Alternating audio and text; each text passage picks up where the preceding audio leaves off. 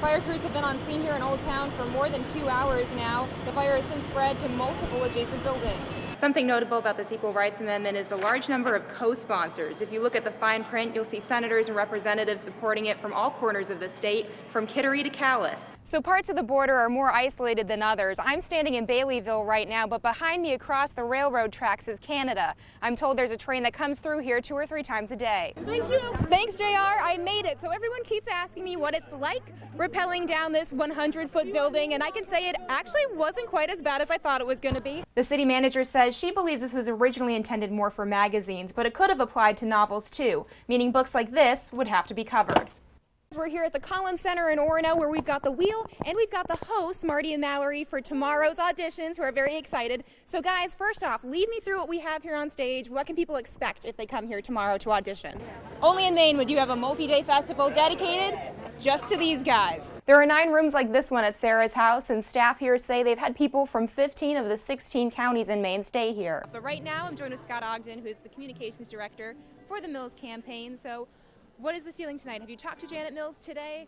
Tonight, a Hancock County man is dead after a motorcycle crash. And I should have known I was in trouble when I heard our news director on the phone saying, "Oh, Kelly will do this, she's adventurous." Didn't know what it was, but I should have known then. We're here gathering on the Ides of March, the day that Brutus betrayed Julius Caesar. Those opposed to the CMP power line rallied Friday at the State House, saying they feel betrayed by some government leaders. The opponents take issue with a planned 53-mile hydroelectric power line that would carry energy from Quebec to Massachusetts by building through the woods of western Maine. A bill in the legislature could delay that process by requiring a greenhouse gas emission study from the DEP. I'm really skeptical that this project has any benefits to Maine people. We need to know whether the greenhouse gas impacts are real. But project representatives testified they've already done greenhouse gas studies. They also say the power line would bring more than 3 million metric tons of carbon reduction, the equivalent of taking more than 700,000 cars off the road. Our major concern is what we consider the existential risk of climate change, and any delay in this project coming online is critical. Others favoring the CMP transmission line say they are against the bill because it needlessly delays approval from state agencies. This bill circumvents that insulation for one project and one project alone. That's a problem. Some lawmakers are undecided on the bill for the same reason. I think we need to be careful that we don't add additional standards at the last minute, especially if that information is already available in the file. But those against the power line believe it's not as green of a deal as project leaders say. It would be shifted power that Hydro-Quebec is giving to other markets to meet clean energy goals. It would have to be new power. And they're calling on Governor Janet Mills to take another look at her support for a line that would go through an untouched piece of Maine. It's the doorstep to the North Maine woods. You take a wrecking ball of that, and that's going to be your legacy. The people behind me who support the bill hope it will continue to delay the project. If the bill were to move forward, the DEP would have to submit their findings by June of this year. Reporting in Augusta, I'm Kelly Mitchell for ABC 7 and Fox 22. The United States' southern border with Mexico has captured the nation's attention and many of its resources. While the spotlight may not always shine on our boundary with Canada, the work done in this part of the country is crucial for national safety. Here's a look at how Border Patrol agents keep watch over the rugged terrain of the edge of Maine's Washington County.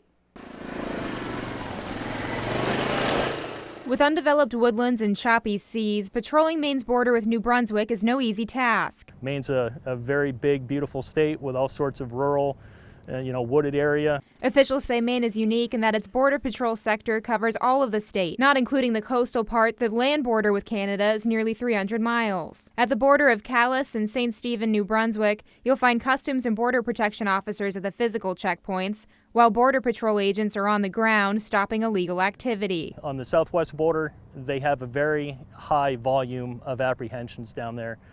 We don't see that up here. Still, here in Maine, the number of people caught entering the country illegally is rising. According to numbers from Customs and Border Protection, there were 52 apprehensions in fiscal year 2018. That's up from 30 in 2017 and 25 in fiscal year of 2016. And with rising numbers, agents keep in mind the terrain they're dealing with. It's just rugged and remote, and kind of a lot of parts of it are difficult to access, so we need special vehicles and tools. Much of Washington County's border is made of water, either the ocean or a river. Aside from the usual points of entry, officials say there are 3 train crossings in the greater Calais area that don't have an official checkpoint. So parts of the border are more isolated than others. I'm standing in Baileyville right now, but behind me across the railroad tracks is Canada. I'm told there's a train that comes through here 2 or 3 times a day.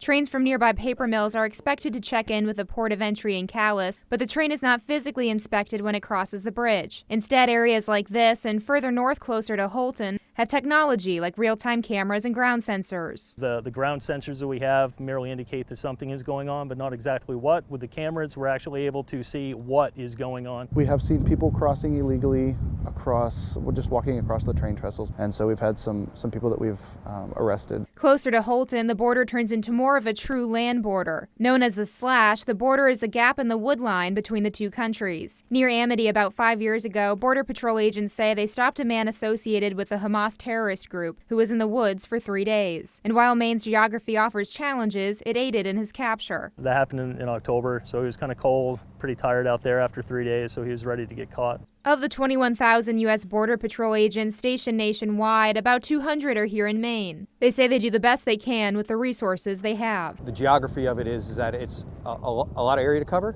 and not as many resources as we could use. The agents I spoke with started their Border Patrol careers at the southern border and say Maine's environment presents some special challenges. In part 2, we'll take a closer look at the water border that separates Washington County and Canada by going on patrol with Marine agents off Eastport. Back to you. Only in Maine would you have a multi-day festival dedicated just to these guys. You won't leave here hungry, that's for sure.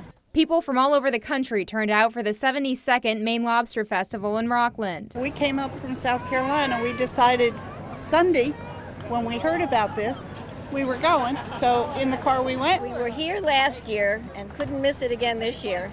We already ate our lobster roll. Along with the, you guessed it, seafood vendors, there's carnival rides, artists, and cooking competitions.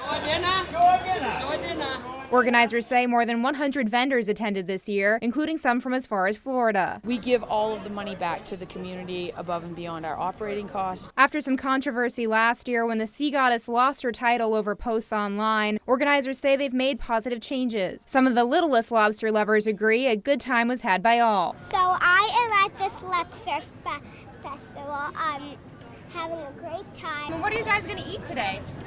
Fish and chips. For those not looking for whitefish, we're told the festival serves between 15,000 and 20,000 pounds of lobster. I got to meet one of them while setting up a camera shot.